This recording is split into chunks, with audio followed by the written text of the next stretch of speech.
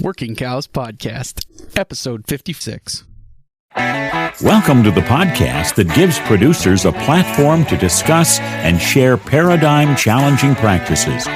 Practices that have increased the effectiveness of their operation and the joy that their families have received from this lifestyle.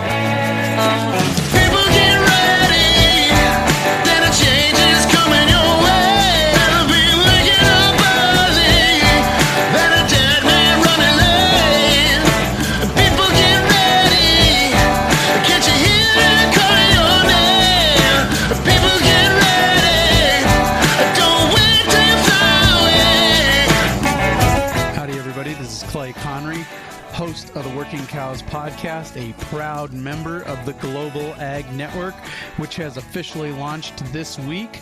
Go and check that out at globalagnetwork.com. A whole bunch of great podcasts over there. Head on over to globalagnetwork.com and check out the Global Ag Network. Launched this week, brand new, hot off the presses, and we're just so happy to be a part of it.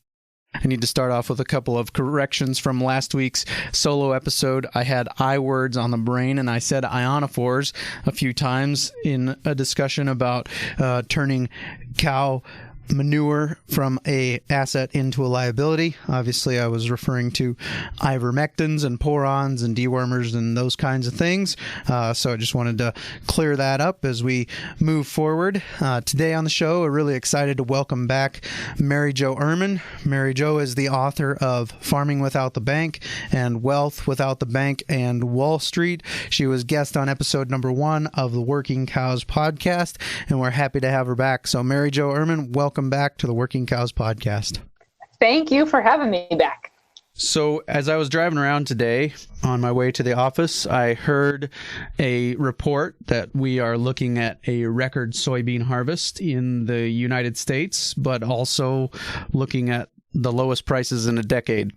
And so I know a lot of people who've got these soybeans coming out their ears would love to be able to just put them in a bin for a while and wait for the prices to normalize and wait for this trade war with China to go. And it's no fault of their own. But they are facing lower prices with a record harvest, which isn't always a good combination because higher supply is going to drive down that price. So what is the situation that you are seeing people in as far as their ability to wait and their ability to hold on to those beans when the prices are depressed?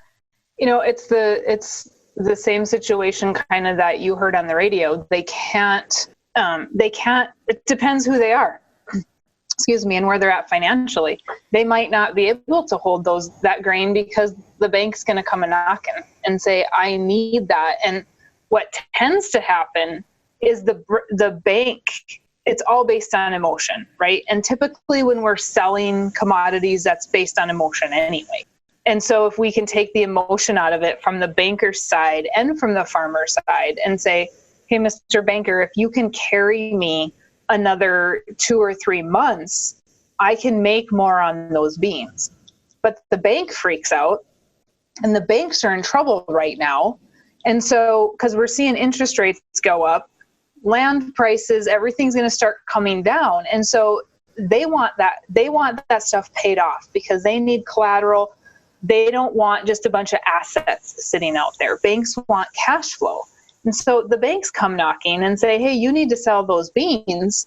Even though it's at a low price right now, we don't care if you take a loss, but we can't take the loss. And so that's where a lot of that liquidity and control that I talk about comes into play, because if we had the liquidity and the control, could we hang on to those beans? And now we would be driving prices, supply versus demand, versus a driven market, a false driven market by the bankers or even by the government, right? So I'm going to assume that people who are joining us here, workingcows.net/56 is going to be the show notes page. There will be a link to Mary Jo's previous episode, which was number 1. Workingcows.net/1 was her first episode, also my first episode. And so So she joined me for the very first episode of the Working Cows podcast just about a year ago now, as we just did our anniversary episode. So you can go there and check out kind of the idea that she's presenting as farming without the bank, the infinite banking concept, and some of those things for a little bit more of a background on those issues. But let's just give a brief overview of what it is you are presenting as a way to resume or wrestle that control back from the banks on your farming operation. So in the Farming Without the Bank book, really it's just a synopsis of how to get back liquidity control of your money and put that money somewhere where you've got some guarantees and it grows while you use it. And in order to do that, we just use correctly structured dividend paying whole life insurance as the tool to the concept that you mentioned, infinite banking concept. The life insurance policy is the tool that says, hey, this concept and thought process of liquidity and control, we need something to help with both of those. And that's where the life insurance comes in. But at the end of the day, liquidity and control. And even if you don't use the life insurance policy, if you borrowed money from your savings account or you're operating your entire operation on cash, you're able to sit on those beans and you don't have to pay the bank back. So you have leverage, unlike the guy that's borrowing from the bank. So there's a brief synopsis. I would encourage you to go check out Mary Jo's book, also linked at the show notes page, workingcows.net/56. I would encourage you to check out that previous episode we did. We talked a little bit more in depth about that. But what I wanted to talk to Mary Jo about today is the responsible use of leverage and some of the risk that's involved that is outside of your control when you are over leveraged. And I think as a person who's fairly convinced of the validity of Austrian economics, a lot of times those things that are beyond our control are actually the intervention of government in the market. And we have seen at this point the longest boom cycle that has ever happened in the history of the American marketplace. And that has been driven by interest rates that have been kept low by the Federal Reserve. And if you pay attention to the Austrian economists, they will tell you that government intervention in the marketplace throws off the entrepreneur's ability to make responsible, timely investments because they see cheap money in the marketplace and they make long-term investments that cannot be sustained at higher interest rates. And we've seen this happen in the not very distant past, the 1980s, right? We saw lower interest rates, saw people making investments that made sense with lower interest rates. Then the interest rates shot through the roof, and we had the misery index and all those other things. So how do we prepare ourselves for those times of higher interest rates? What can we do to make sure that we are responsibly managing the leverage in our operations to set ourselves up for success? The first thing we need to do is not over-purchase, right? Because what we saw in the 80s was interest rates were low and banks were just handing money out hand over fist. And go buy this, go buy this, go buy this. And farmers felt as if they should be buying that. Now, we're not necessarily seeing that today anymore. Banks are really pulling back. I mean, where 2-3 years ago, somebody could put down, or 4 or 5 years ago even, somebody could put down 20% down payment to buy some land. Today, banks are asking for 40 to 50% down payments to purchase land. And when the banks are asking for more down payment, so they have more collateral, you as a purchaser have to open your eyes and pay attention to that. They're not solely doing that just so that they're watching your back. They're doing that so that they have enough collateral on the books. If interest rates go up, there is enough collateral on the books that when the bubble bursts and the land prices come down, they still have enough collateral in that piece of land if they want to call that note and say, hey, we're selling that because you need to pay it in full. That is what happened in the 80s. All the interest rate, absolutely, you're right. The interest rates were low. People were buying like crazy until we came in and raised interest rates, and the bank didn't have enough collateral.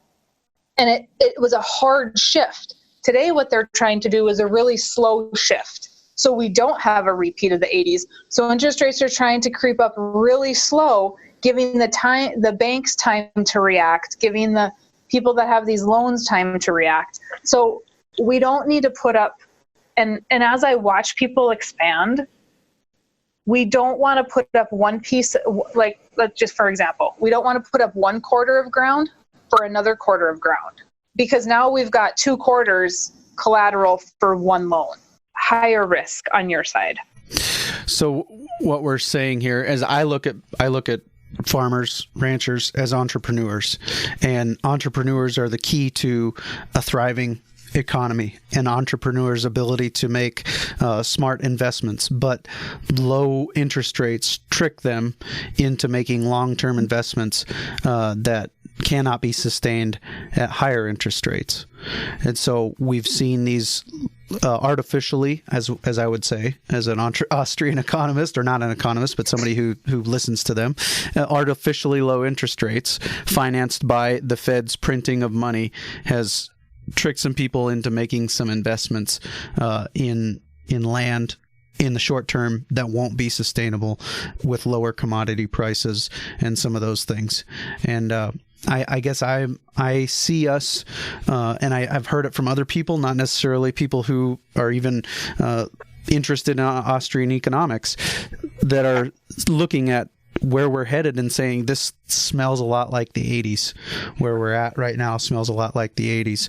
And so we need to start making sure that we are in a place where we are responsibly using that leverage so that we aren't caught with our pants down if the interest rates do come back up.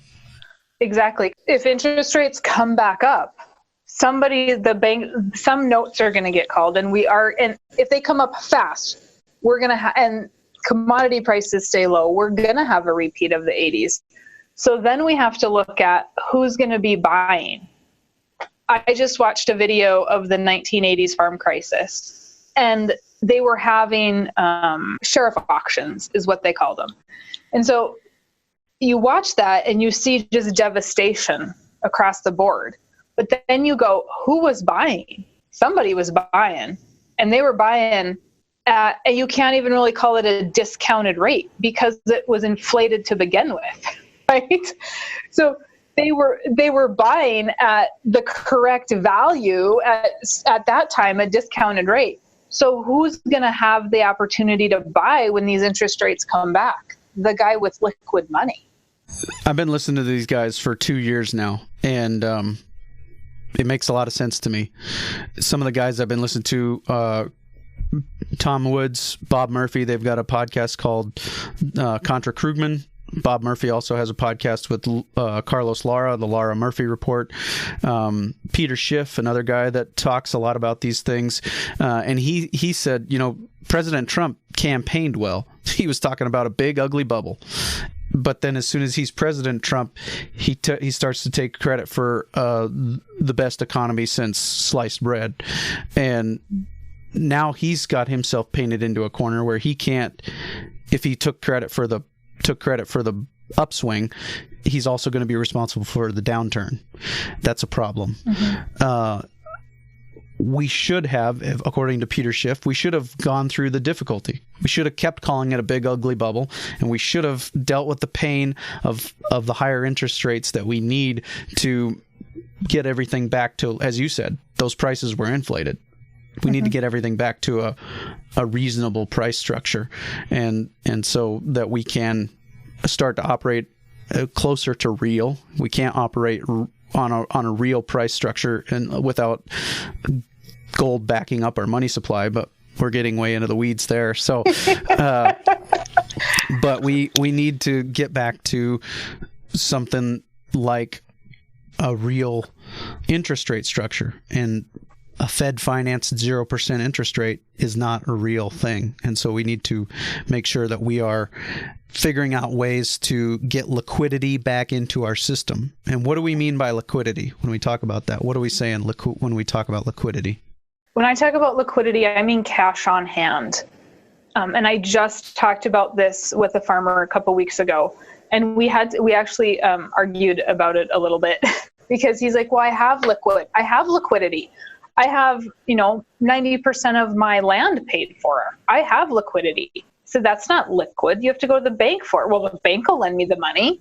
They always do. I go, until they don't. Liquidity means access to cash right now without having to ask for it.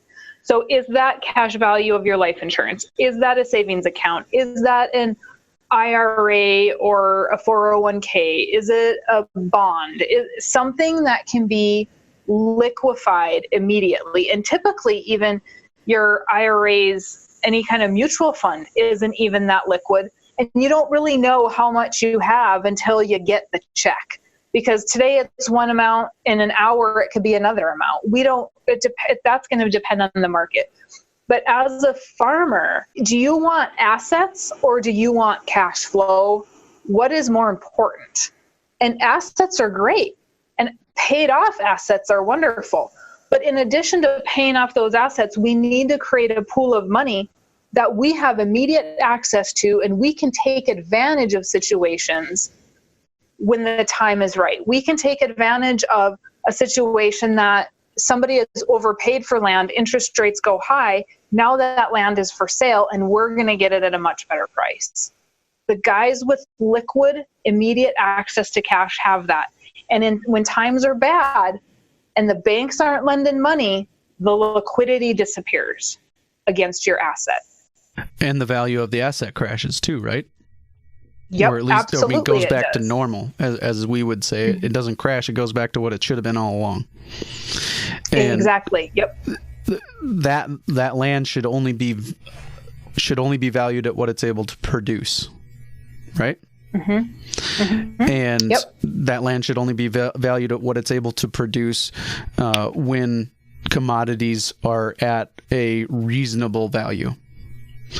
And so when you have 90% of your land paid for, but your land is 50% overvalued, you don't have as much liquidity as you might think you do. And so when things crash and you go to sell that land and it was 50% overvalued at high commodity prices, then it's not as valuable as you thought it was, and you're in a position in a position where you can't take advantage of those lower land prices around you as well as you thought you could, because your land isn't worth what you thought it was. So cash on hand is an important tool in your tool bag to take advantage of lower land prices around you and be ready right now to take advantage of that. What do you see as the way that most farmers and ranchers handle these situations? Are they just always leveraged as much as they can be, buying land as soon as it comes available because it's next to them or it's within a reasonable distance that they can make it work? What do you see mostly on operations that you are working with? And most of the people that I work with are pretty responsible with their money, or they wouldn't really be called. They don't really call because they just don't have anything. So they're not completely leveraged. I mean, there are some that are leveraged, and there are some of them that I just can't do anything with because they are so leveraged. And that gets into the whole point of whose responsibility is it to run your operation? Is it the banks? Is it the accountants? Or is it yours? Who signs off on the check? And so as happened through the 80s, these bankers came in and said, hey, I'll give you whatever you want. And in that video, you'll see some of the farmers go back and say, well, the banker made me buy it. And we saw some of that when corn prices were, $6, $7 a bushel, right? The banker made me buy it. And I call your BS on that. Did the banker make you buy it? Did the banker sign your check for you? Did he forge your name? Or did you sign that check and you bought it based on high corn prices or high commodity prices? The people that are not leveraged to the hilt, I talked to a guy yesterday. They are operating everything on cash. It's really remarkable. And I said, well, when are your payments going to end on your equipment? And he said, oh, so in 3 years, he won't have one single payment left because he bought when prices were high, but he didn't buy brand new. He bought used equipment. He didn't overpay for it. And so now, well, maybe he did a little bit at that point, but it's not like he bought brand new and he couldn't make his payments. So he's been able to make his payments because they've been low payments. He did it based on, hey, if corn's not going to stay at $6.25 or $7 a bushel, I can still make those payments at $3.25 a bushel. And so we have to look at whose responsibility is it to look at our numbers. Do your accounting, keep your books, make sure that you understand your numbers. Because if you don't understand your numbers, when commodity prices go to hell and interest rates go high, who's going to be caught in the crossfire? You. Because at the end of the day, the banker's telling you to take a loan because he's making interest money and he's got some cash flow that he can be turning money 10 times, right? John Deere Financial is actually turning money 30 times because they can. And so is John Deere Financial actually helping you out, or are they hurting you? They're causing inflation because they're turning money, even more than a bank can turn money. And so you really have to look at, you have to protect you. And unfortunately, I understand that you're the farmer and you're not, God probably didn't create you to do books, but he created somebody to do books. So find that person to do those books so that you know exactly where you're at and pay attention to them. You don't have to study them constantly, but pay attention to them and don't let the banker or the accountant run your operation. You run the operation. We talk a lot about on the Working Cows podcast, taking the emotion out of the decision-making process when it comes to this cow. Yeah, she raised a 700-pound calf 2 years ago, but she's open this year. Fertility drives the bus. I'm going to make the t-shirt. It's coming. So you can't make an emotional decision about that cow raised a big calf once, so I'm going to keep her around so that she can raise another, because if she's open 1 year, she has to go. And so we need to figure out a way to take the emotion out of these decisions that we have to make, or we're not going to be able to make smart business decisions. And so, yeah, that newer tractor is shinier and maybe has some other features that are really nice, but if it doesn't make sense at low commodity prices, it probably shouldn't make sense at high commodity prices. What are some of the strategies you see people employing that are doing it well? Give me some examples of people that you are working with that have a good strategy in place that are set up well for lower land prices and ready to take advantage of those things that they see. The one I just mentioned that, he bought everything based on lower commodity prices. He was smart about it. I have a few farmers that are doing either all like I have one hog farmer, he's doing all natural hogs. It doesn't change his operation any. It's just that he can sell his product for more because it's all natural. He can still vaccinate them. He just has to feed them non-GMO food. I have one farmer that's growing non-GMO corn.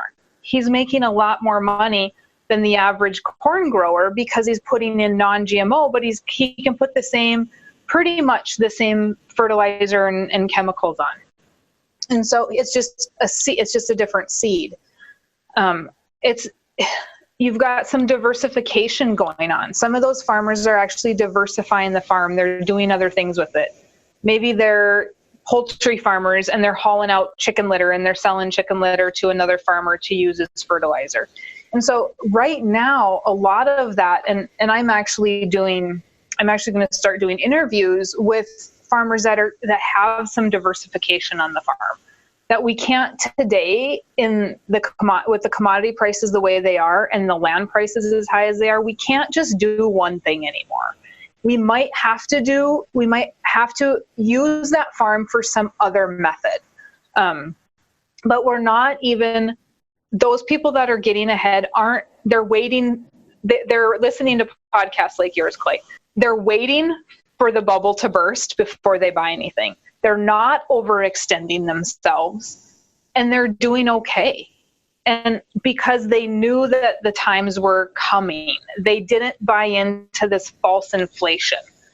Or they remember the 80s, perhaps. But we have a younger generation that is in their mid-20s to mid-30s, that they didn't truly hear how bad the 80s were. And even though they may know about them, they didn't truly know how bad they were. They didn't know what really caused it. And so I think that bringing that education back will open their eyes a little bit. And that's exactly what you're doing with your podcast, opening people's eyes to the fact that this is inflation. Inflation is not that my bag of Oreos is smaller. And that darn Walmart, they're charging me more money for that smaller bag of Oreos. It's not Walmart's fault, and it's not Nabisco's fault. It's ultimately the Fed's fault for printing all this money, and it takes Nabisco more money to create those Oreos. It takes Walmart more money to pay their workers to have their building, to have those Oreos on the shelf. It pays more money to have the trucker come in and deliver them and the fuel to get there. So you look at all these things and go, oh my gosh, that is inflation. It's the devaluing of the dollar, not the increased cost of the product. Purchasing power. We're losing purchasing power, and that's the Correct. Primary way that the Federal Reserve steals money from people is that, I had $50,000 in the bank when I retired, but that $50,000 barely buys me a pickup now when it used to buy, a quarter of land or something. That's what we're talking about when we talk about the Federal Reserve and what they've done to the purchasing power of our money.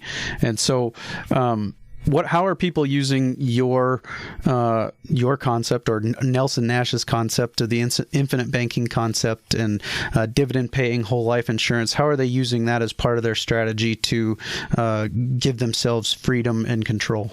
We're moving some of that debt that would be held at the bank, and we're moving that debt into their life insurance policy that's held under their control.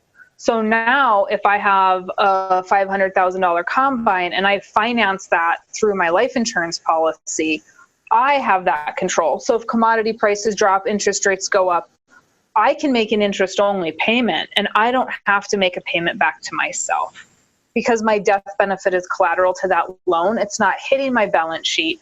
We're keeping the bank out of the equation.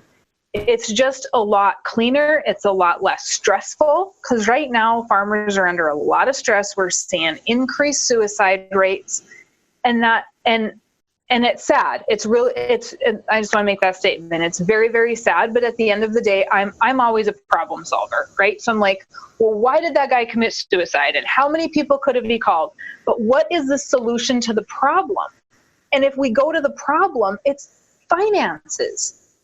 Or they're scared that the finances are driving the emotions based on, I've lost the family farm that's 3 generations old and I'm the failure, right? But the failure came from the lack of finances. So can we move some of that over? A lot of what we're doing as well, Clay, is not just carrying that debt in there, but making sure that the older generation is handing off some death benefit to the younger generation so they have money to operate and they don't have to go through these same struggles. Because we're losing family farms, but we're losing family farms because of finances. It's not that our kids are lazy and that they don't want to farm. These kids want to farm. They grew up there. Their heart's there. It's in your blood. But they can't farm on blood, sweat, and tears. That's just not, like, you did it. The older generation did it, and kudos to you. But the younger generation is saying, I'm not going there. And I'm not going there without a plan. So if you're not going to plan, you tell me why I should stay and do it. Because you did it, that doesn't work anymore. There has to be a plan.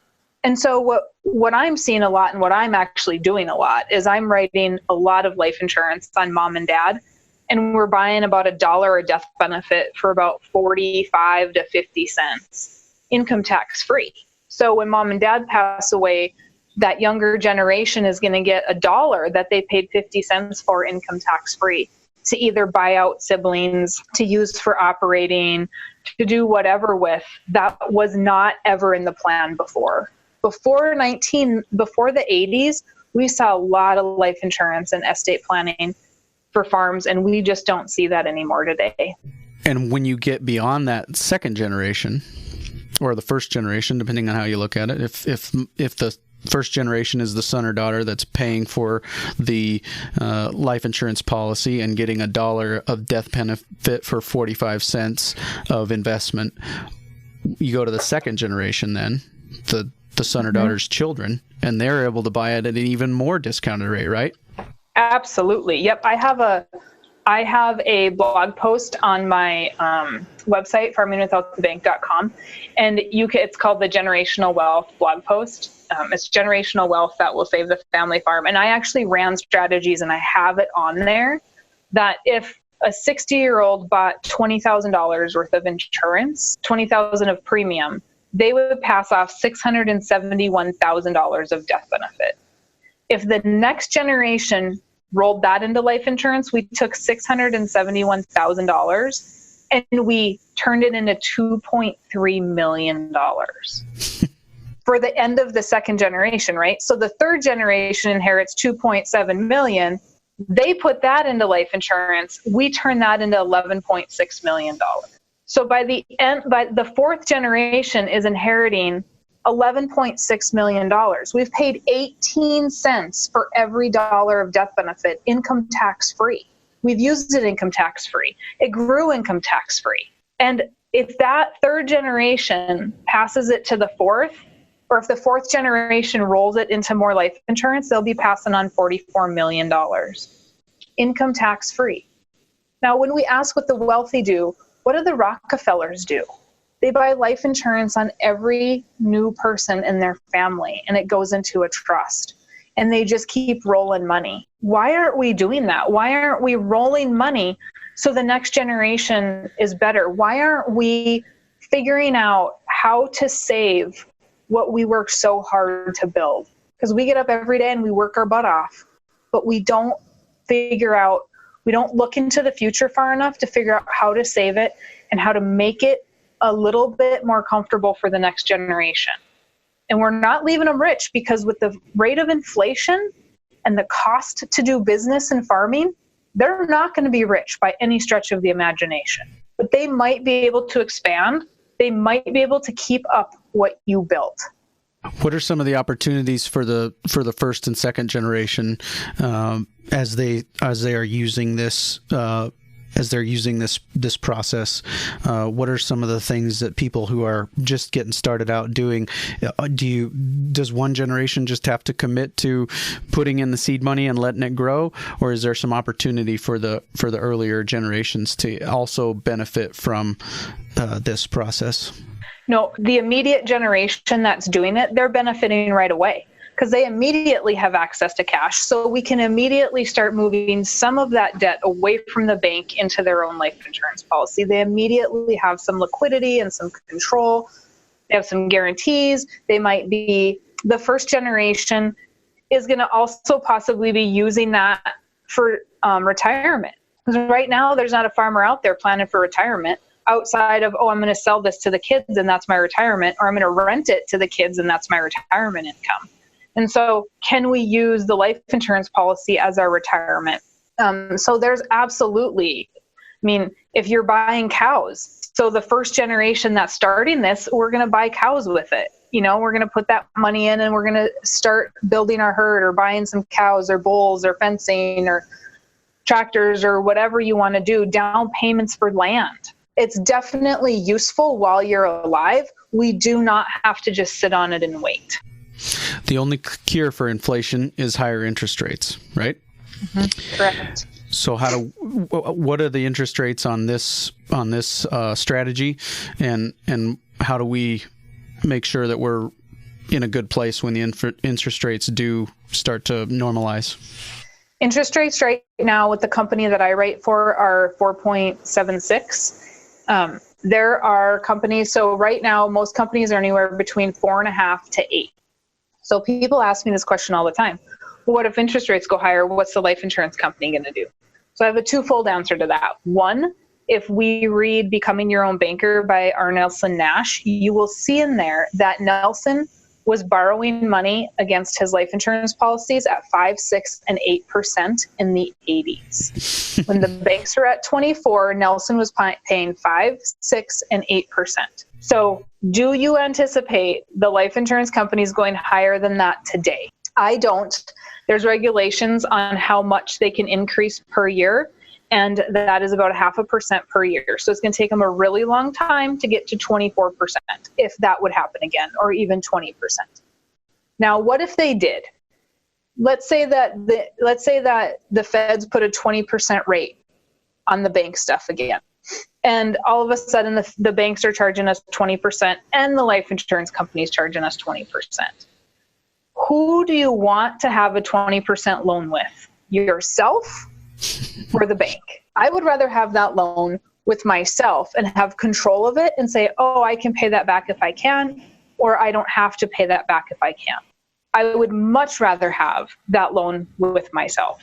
So we really have to be logical about it and not just go, oh, it's just a rate, and get so hooked on the rate. Where do you want that money? I mean, right now, even you can get a 2% car loan rate at our local bank.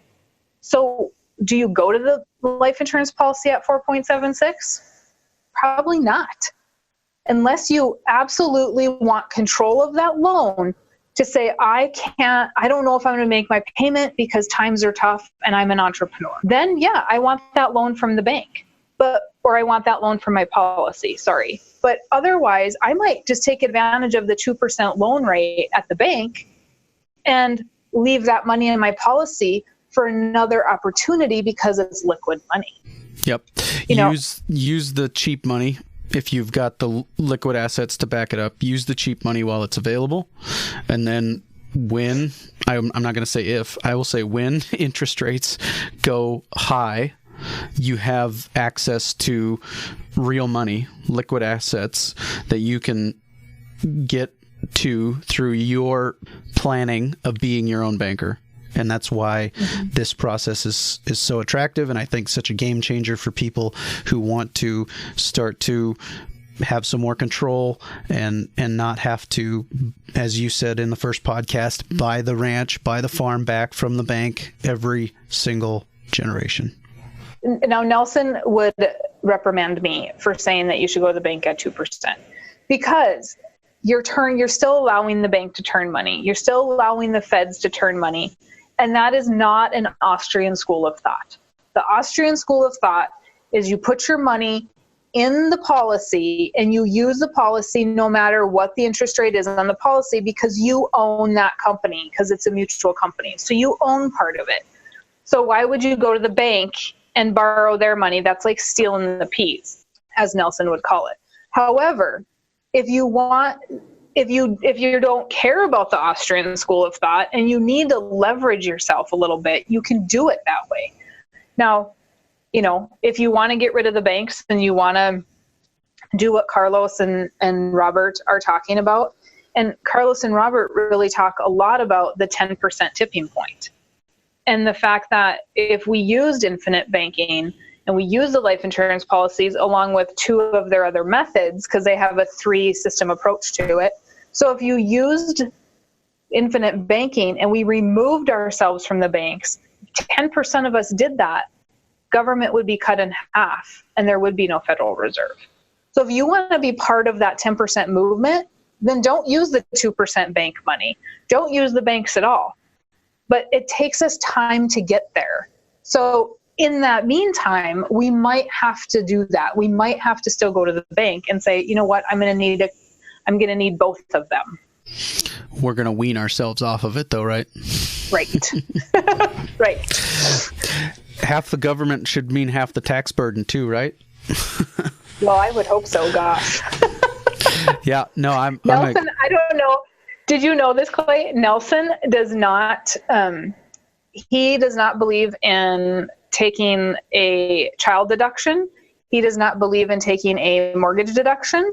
And he has tried to have them not pay him Social Security because he firmly believes, and he's right? Let's think about this. But he firmly believes that if you take a deduction, you are part of the problem. Because in order for the government to give us a deduction, we have to pay in taxes. So here's how I rationalize it. If I don't pay those taxes, they come to my house with a gun and take it from me, right? So I rationalize it by saying that I should get some benefit from it. But consistency is Nelson's position. I will say that is true. But as a young guy trying to get started out, I have rationalized it in that way. So I totally understand that. And if Nelson were here, he would say, but you're the problem. So if 10% of us quit rationalizing it, would we see the movement? And there's not getting to that 10% is the hard part, because I'm with you. I'm like, gosh, I'm going to use that 2% money because I want to leverage my money. I want to keep it liquid. I don't want to tie it up into a piece of tin. I want to keep it liquid so that when there's an opportunity, when these interest rates go up and housing market comes back down, I have an opportunity to buy some rental property, or I have an opportunity to buy some land. So what we're trying to do here today is to whet some appetites, to hopefully pique some interest that people could go out and look at getting started in this system themselves. So where should we send them? farmingwithoutthebank.com is always a great start. I do ask that anybody that meets with me, they read the book first. They either read Farming Without the Bank, they read Wealth Without the Bank or Wall Street, another book that I've authored since I've been on the show, or Nelson's Becoming Your Own Banker. Any of those books are good. They're going to give you a great idea of what the concept is, how it works, and how the thought process around money is going to change. And Mary Jo's referenced a couple of times a video that we will have linked at the show notes page as well, workingcows.net/56. Links to Mary Jo's website, Mary Jo's book, Nelson's book, all that will be there at workingcows.net/56. Also, there's some other good resources, the Laura Murphy report. So we will have links to all that at the show notes page at workingcows.net/56. Mary Jo, I appreciate your time again today, and thank you for taking the time. I look forward to those interviews that are coming. Thanks for having me back. I appreciate it. Super excited. One of the guests that I've wanted to have on for quite a while, actually it was a suggested guest from one of the very earliest episodes, is Nicolette Hahn Nyman will be joining me for episode number 57 of the Working Cows podcast next week. We will see you then for episode 57 of the Working Cows podcast. We invite you to visit workingcows.net to subscribe to the show via iTunes or Stitcher. You'll also find detailed show notes pages, resources from our guests, and the industry leaders who have influenced them. For more ideas on putting your cows to work for you in a more profitable way, tune in next week.